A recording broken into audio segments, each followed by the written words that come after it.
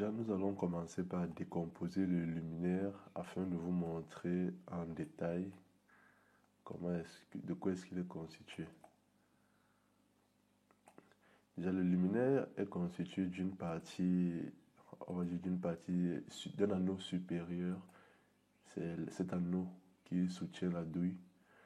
Il est constitué d'une partie inférieure, un anneau inférieur, et il est constitué de son motif.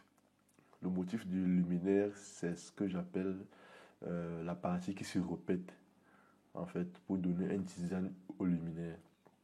Parce qu'il suffit juste qu'on change le motif du luminaire pour que le luminaire change radicalement de design en question.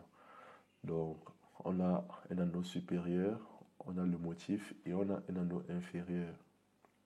Comment est-ce que ces anneaux sont interconnectés?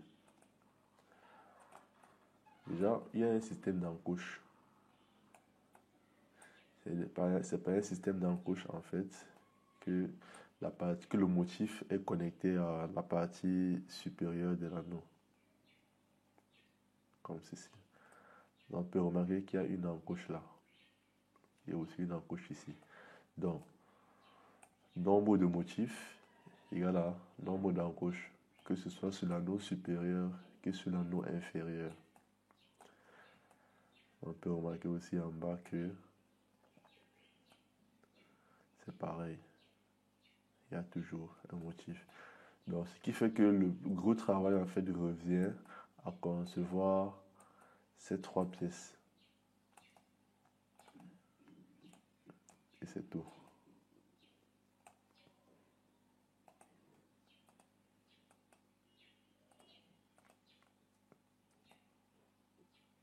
Si on revient dans Inkscape, on va se rendre compte que l'anneau supérieur, en fait, que voici, a un principal défi à relever. Pareil aussi pour l'anneau inférieur. Alors, sur ces deux anneaux, en fait, le plus important est d'être capable de créer des encouches qui sont reparties sur toute la circonférence de ce cercle avec un angle constant de 15 degrés. 15 degrés pourquoi? Parce que nous avons 24 encouches. Donc, j'ai juste pris 360 degrés. Comme 360 degrés, c'est un cercle que j'ai divisé par 24. Et ça donne l'angle qui est de 15 degrés. Et c'est la même chose pour l'anneau inférieur. Alors, il est donc à noter que le centre de la rotation sera le centre de l'anneau en question. Voilà. Ça, c'est ce qui est pour de l'anneau supérieur et de l'anneau inférieur. Maintenant, le motif du luminaire, lui, il faut juste deux encouches. Une première encouche qui le relie à l'anneau supérieur et une seconde encouche qui le relie à l'anneau inférieur. Comme nous travaillons avec du compte plaqué de 4 mm d'épaisseur, la largeur de chacune des encouches sera de 4 mm. Donc là, si on prend la règle pour mesurer, on doit être à 4 mm environ. Voilà. 4 mm. Et donc, ici, on peut remarquer que cet anneau, par exemple, est le résultat de la différence entre un cercle, par exemple, de ce genre. Si on veut essayer de faire une image,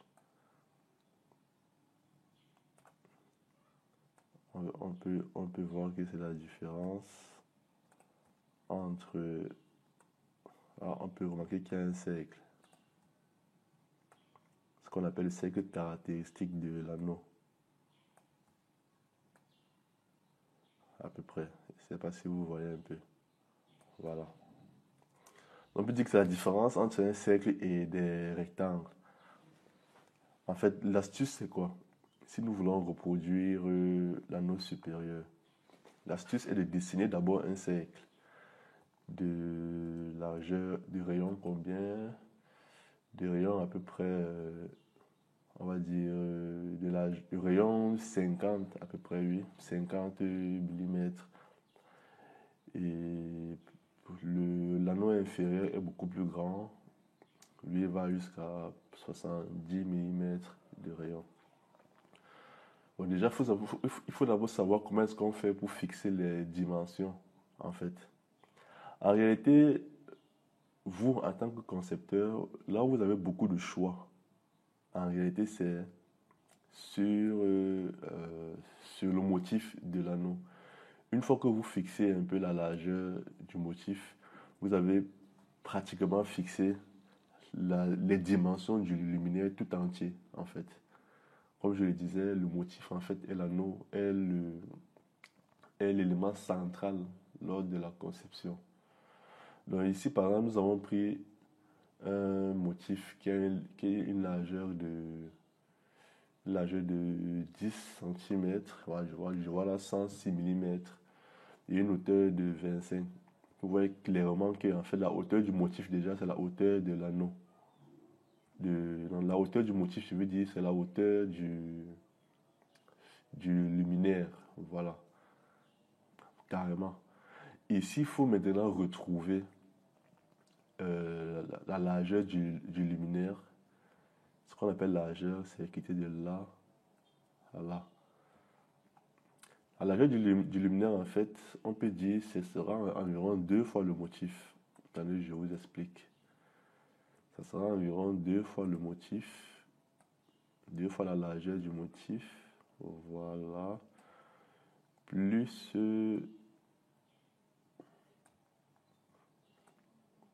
on va dire euh, plus le diamètre. Oui, le diamètre, de façon approximative, en fait, c'est 2 fois la largeur du motif plus le diamètre de l'anneau supérieur. Voilà. C'est en fait ça, en fait, qui donne généralement la largeur du luminaire. Donc, vous voyez que nous avons approximativement un luminaire de 30 cm de large. Voilà. Donc, n'oubliez jamais ça. Que si vous voulez avoir les dimensions de vos différentes pièces, commencez d'abord par fixer la largeur de votre motif. Dessinez-le comme vous voulez. Mais sachez que quand vous allez le dupliquer, l'écart en fait que vous allez créer entre les deux sera en fait le diamètre, je dis bien le diamètre approximatif de, de l'anneau supérieur. Voilà. Donc, ici, nous avons un anneau d'environ 10, 100, on va dire 100 millimètres de large, ce qui revient à un rayon d'environ 50 millimètres. Alors, comment est-ce qu'on peut faire pour retrouver un tel anneau? Déjà, commençons d'abord par dessiner le motif. Vous savez que le motif est très simple à dessiner. Vous voyez, le plus important déjà, il faut remarquer ces caractéristiques, c'est que on a cette partie qui doit être alignée avec cette partie. Ça veut dire que si je prends un guide, par exemple, là je vais activer l'aimantation. Si je prends un guide, voilà. Vous allez remarquer que le guide va aussi passer par ça. Ça, c'est le 1. Le 2, maintenant. Le 2, il faut d'abord dessiner le motif avant de venir faire l'encouche. Donc, vous allez remarquer sûrement que l'encouche résultante ici sera la différence entre le motif et le rectangle. Alors, comment est-ce qu'on dessine le motif? C'est très simple. Bon, je vais mettre les choses là de côté. Et on va dessiner le motif. Alors, on le met là. Ok. Donc, je dessine le motif. Bon, je vais le dessiner à main levée, hein. Vous allez vous repérer les dimensions vous-même.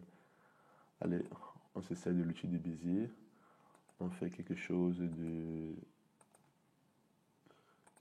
comme ça environ. C'est juste une esquisse qu'on fait d'abord. Voilà. Et lorsqu'on a déjà à peu près l'esquisse, on peut maintenant la modifier en courbant les, les segments en question. Et pour courber, vous souvenez, on doit jouer beaucoup avec les tangentes. Beaucoup. C'est l'outil tangente en fait qui nous permet de fixer la courbure de l'objet en question. Vous voyez comment on a à peu près, le motif en question. Voilà. C'est très simple, c'est tout. Donc maintenant, si il faut créer une encouche, comment ça se passe? On dessine juste un rectangle qui a pour hauteur 4 mm, qui est en réalité la hauteur de l'encouche, on va le dire ainsi. Et pour la largeur du rectangle, faisons-la juste suffisamment grande en fait, pour que lorsqu'on va vouloir créer l'encouche, le rectangle là ne se retrouve pas entièrement dans le motif en fait. Donc si on fixe que la profondeur de notre encouche, voici ce que j'appelle profondeur, c'est ça. La profondeur de l'encouche est de là à là. Si on veut aussi une profondeur de 4 mm, comme c'est le cas ici, on doit juste faire entrer le rectangle. Là, je le place net au niveau du guide d'abord. Voilà. Et c'est presque au milieu. OK. Et je vais faire entrer mon rectangle de 4 mm dans le motif avant de faire la différence.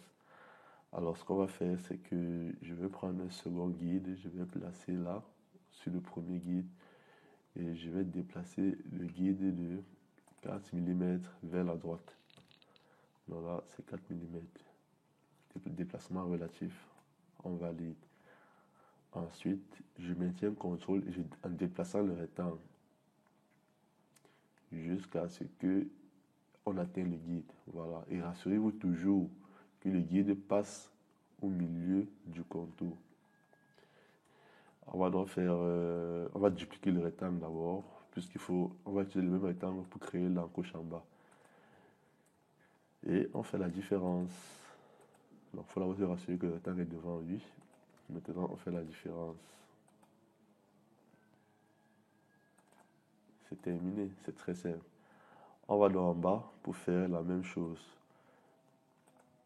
Bon, maintenant, pour déterminer où est-ce que l'encouche bas doit être, c'est toujours à vous de choisir. C'est toujours à vous de choisir. Il faut pas juste que ce soit trop haut. Non, sinon ça risque un peu gâter le design du lustre. Il faut pas aussi que ce soit trop bas aussi. Parce que là, on voit clairement que c'est pas trop en bas, donc c'est quelque part là au milieu. Donc on va le placer, on va dire là. Oui. Et maintenant, la profondeur de l'encouche dans ce cas, elle est de combien? On revient là, on mesure. Je vois 5,03 mm. Voilà, c'est très simple. Donc,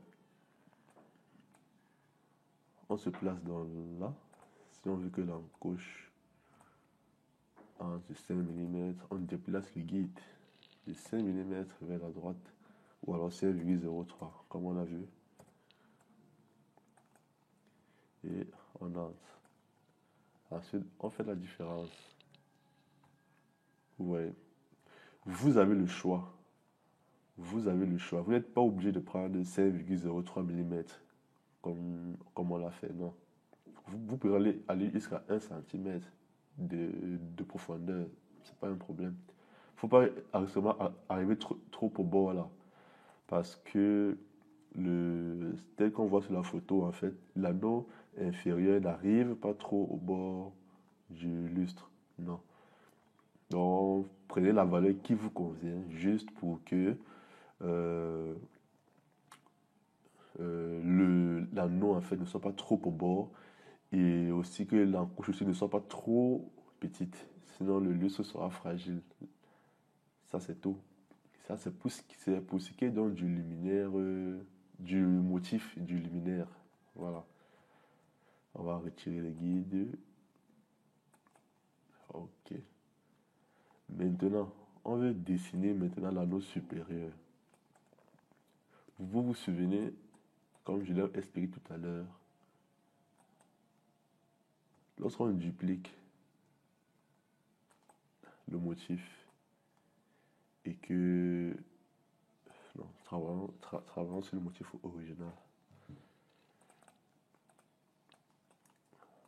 Donc, lorsqu'on duplique dans le motif et que on met on crée son symétrique, quoi, et qu'on met à l'opposé, c'est cet écart-ci en fait qui va fixer au final la largeur du luminaire. Et par déduction aussi, le diamètre de l'anneau supérieur. Donc, si je veux que ma largeur du luminaire soit peut-être jusqu'ici, je vais juste chercher un anneau assez grand.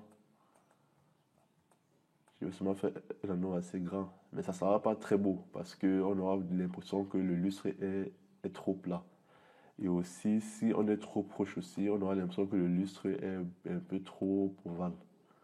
C'est pas bon.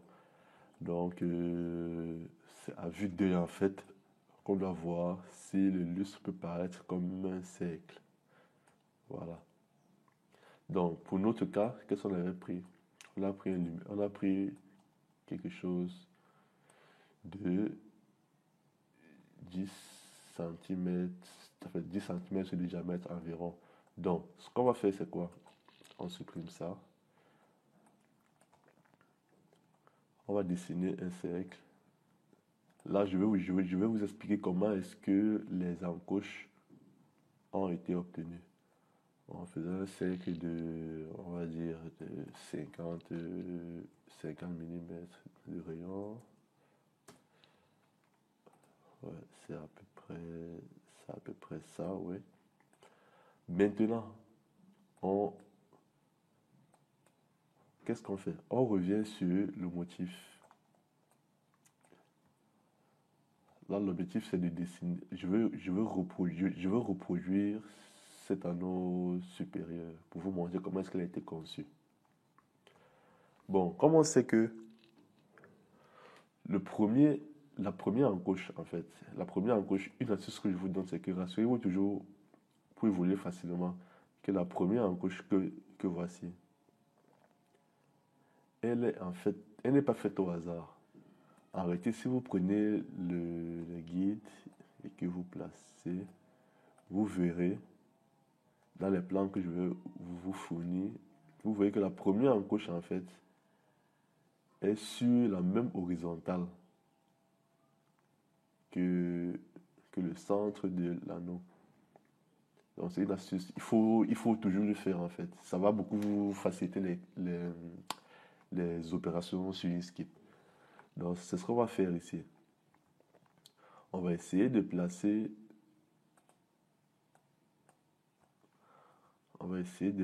notre cercle de telle façon que l'encouche en fait soit nette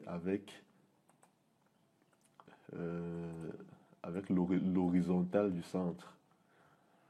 L'horizontale qui passe par le centre. Donc on va tout se servir des guides et on sera sûr que l'aimantation au centre est activée juste pour facilement placer les guides.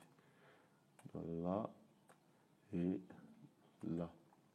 Là je sais que c'est le centre ici. Donc du coup je peux donc venir placer mon...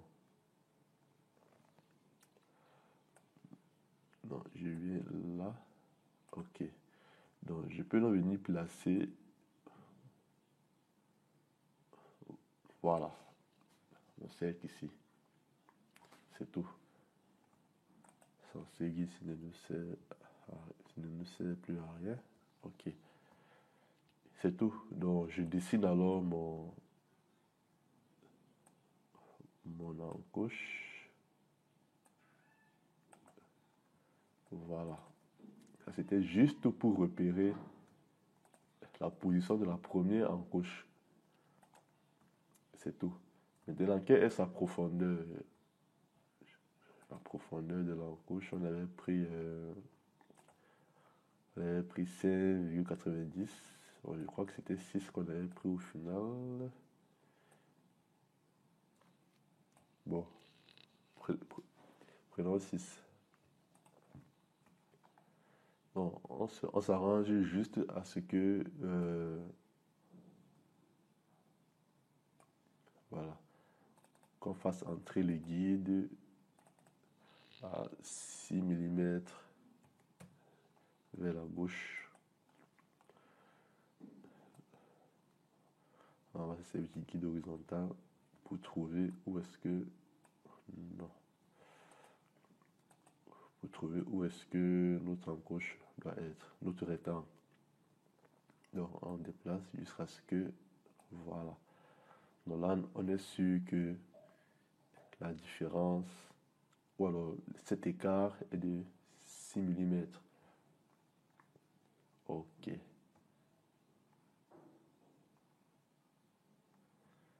J'espère que c'est bien ça, hein.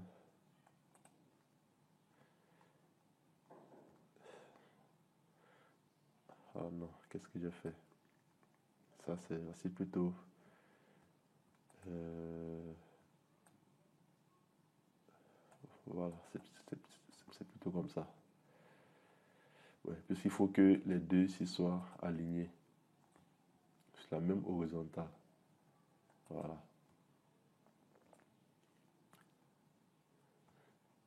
Donc, maintenant, pour créer les autres encoches, comment ça se passe? Soyez très très attentifs. J'ai dit, les encoches sont obtenues par rotation de 15 degrés par rapport à l'encoche précédente sur toute la circonférence du cercle. Pour ce faire, qu'est-ce qu'on fait? On va d'abord créer le centre de rotation de l'encoche principale. Déjà, vous avez remarqué quelque chose. C'est que lorsque on crée une figure, par exemple comme ceci, je prends un exemple comme ici là. Lorsqu'on crée une figure, lorsque vous cliquez pour une première fois, vous voyez les flèches qui servent souvent à redimensionner la figure en question. Et lorsque vous cliquez une seconde fois sur la figure, vous remarquez que ces flèches changent. En fait, elles servent souvent à faire la rotation de la pièce en question. Et vous allez remarquer qu'il y a le centre de la rotation ici qui est mis en évidence sous forme de croix. Donc, si je ne change pas la position du centre en rotant, on voit que la pièce tourne sur elle-même. Parce que le centre de la rotation est au centre de la pièce. Donc, si je mets maintenant le centre à côté, comme ceci, parce qu'on peut le déplacer. Pour le déplacer, vous cliquez sur le bouton gauche de la souris, vous maintenez et vous faites glisser jusqu'à relâcher à la position qui vous intéresse. Donc, une fois que c'est fait, donc, quand on rote, regardez comment la pièce tourne plutôt. Vous voyez, elle s'arrange toujours à tourner autour du centre. C'est le même principe qu'on va appliquer, sauf que le centre de rotation de ce rectangle sera le centre de notre cercle. Donc, on va chercher à nouveau le centre de notre cercle. Ouais, on l'a trouvé. Et on cherche le centre de notre rectangle qui est là. Voilà. On va le tirer jusqu'à le placer au centre du cercle. Bon, voilà. Ok. Et c'est fini. Donc vous allez remarquer que si je rote, je bouge autour. Vous voyez un peu, je bouge. Bon, je reviens à la position initiale. Donc, si je veux donc faire une rotation avec précision, je m'en vais dans l'outil transformer. Et dans l'outil transformer, on a ceci. Voilà. Donc vous avez déplacement, dimension, rotation et autres. Vous venez dans rotation et vous fixez l'angle à 15 degrés, ainsi que le sens de la rotation. Voilà. Donc remarquez bien que si je clique dessus et que j'applique directement la transformation, vous voyez, ça a bougé. Si je fais encore un nouveau, ça bouge. Encore, ça bouge, et ainsi de suite. Bon, je vais rentrer à la position initiale. Ok. Donc, lorsque si je veux donc faire plusieurs encoches, je n'ai qu'à dupliquer. Donc là, si je duplique, c'est fait. Et que j'applique, voilà. On vient de placer les deux premières encoches. Et Inkscape sélectionne automatiquement la copie. Pour que si j'applique encore, il décale encore de 15 degrés par rapport à ça. Donc ceci en fait est mon nouveau, en fait, on va dire, c'est le nouveau point de départ en fait. Donc si je duplique par exemple, c'est fait, et que j'applique encore à nouveau, on voit qu'il y a un troisième qui s'est créé et il est toujours sélectionné. Donc n'oubliez pas que le raccourci clavier pour dupliquer c'est CTRL D. Donc je vais le faire jusqu'à placer toutes mes encoches. Voilà. Allons-y. Et la dernière. C'est fini. Ce qu'on va faire maintenant, c'est qu'on va combiner toutes ces encoches. Bon, je vais sélectionner tout le monde. Et je retire le cercle de la sélection en maintenant Shift. Voilà. Donc là, toutes mes encoches sont sélectionnées. Je les combine maintenant pour qu'elles deviennent un chemin. Voilà. Une fois que c'est combiné, donc, je vais faire tout simplement la différence avec le cercle.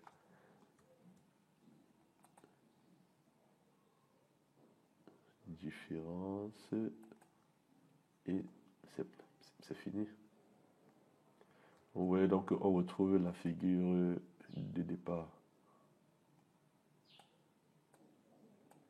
Bon, on va donc tracer le centre de l'anneau. C'est le centre, en fait, c'est par ce trou en fait que le câble de la douille passe. Bon, généralement, les câbles là sont de 8 mm ou 6 mm de largeur. Oui, on avait pris 8.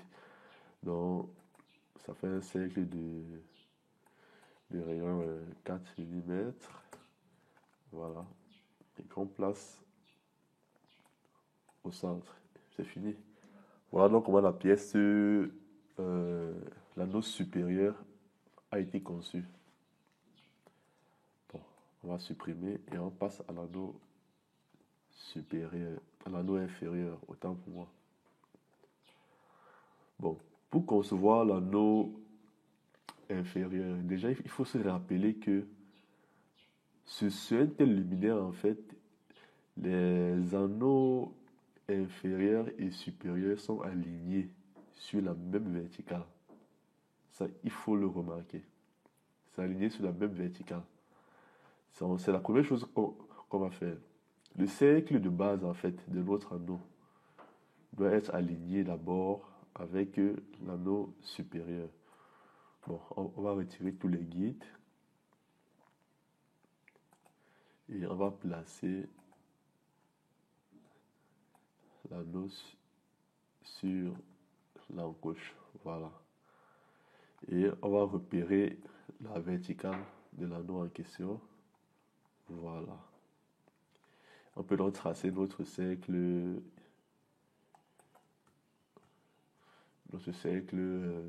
caractéristique de l'anneau inférieur.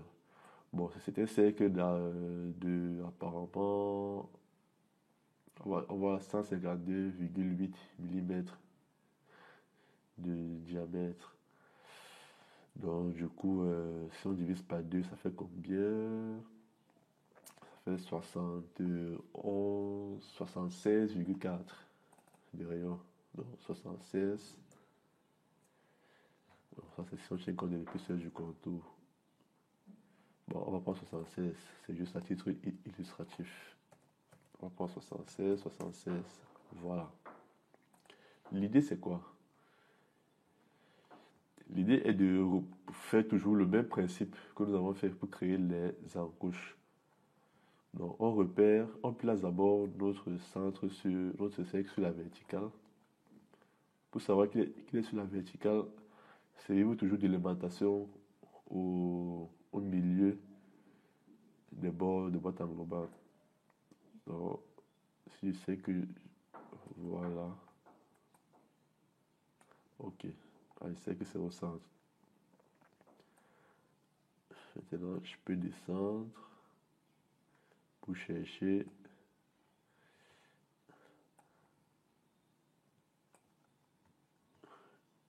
Descendre pour chercher le. Je place d'abord mon anneau là, mon rectangle. Je vais le faire ressortir. Voilà. Donc, comme les motifs sont verticaux, ça veut dire que la première encouche, en fait, est sur la même verticale. On va dire la première encouche de l'anneau, la première encouche, je veux dire, qui est ici, la première encouche de l'anneau supérieur est sur la même verticale que la première encouche de l'anneau inférieur. C'est ce qui revient à aligner dans le cercle ici avec la verticale, avec l'horizontale, pardon. Le cercle et le rectangle en question.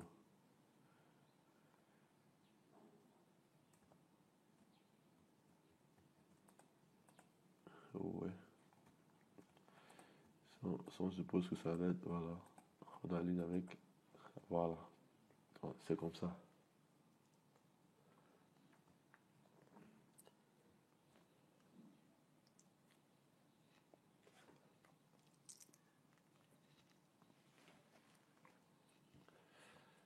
Donc, il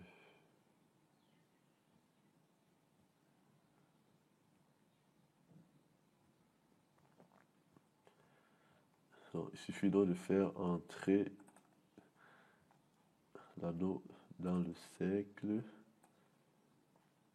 de 6 mm comme précédemment. Là, on vient de déplacer les guides, maintenant on déplace, voilà, on déplace le rectangle. Et on fait la même manipulation que nous avons faite pour l'anneau supérieur là. On prend le centre du rectangle, on le place net au centre. Non. Voilà. Et ensuite, donc, on fait des rotations successives, c'est tout. On vient se transformer. Et on duplique, on applique, on duplique, on applique, on duplique, on applique, et ainsi de suite.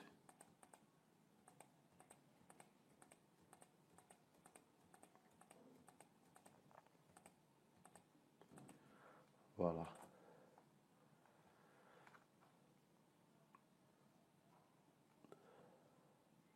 On peut donc... non, c'est comme s'il y a une erreur. Bon, bref, non.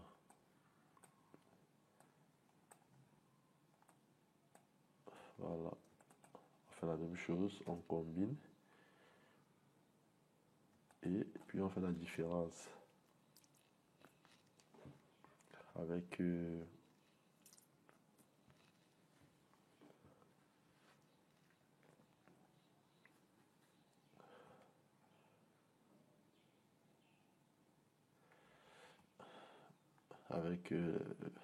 résultat obtenu.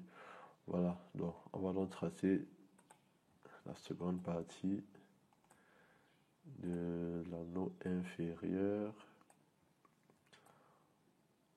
Bon, ici, cette dimension, vraiment, peu importe, il faut juste vous rassurer que ça ait un diamètre assez suffisant pour faire passer une douille et une ampoule. Puisque en réalité, pour ce genre de luminaire, la douille et l'ampoule s'insèrent en fait par le bas.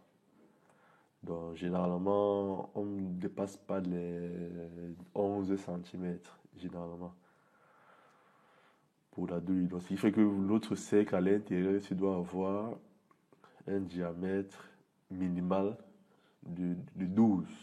Voilà. Donc, dès que c'est fait, on fait la différence. Et vous voyez qu'on retrouve le résultat initial. Donc, c'est un peu ça le truc avec les luminaires de ce type, en fait.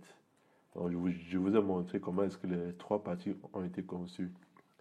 À la suite de la vidéo, dans la description, vous trouverez les plans du luminaire pour que vous puissiez le reproduire vous-même. On se dit donc ciao. Et si vous avez des questions, n'hésitez pas à poser. Je suis entièrement ouvert.